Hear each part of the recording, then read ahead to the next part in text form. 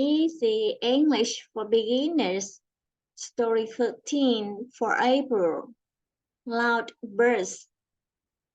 Two young bluebirds are singing. I'm the best singer in all the world, says one bird. No, I'm the best singer, says the other. Each bird tries to sing the loudest. Along comes a wise-old bluebird. Be careful, he says.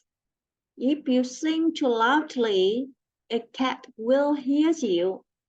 Then it will try to catch you. No matter who is the best singer, you both will be in danger.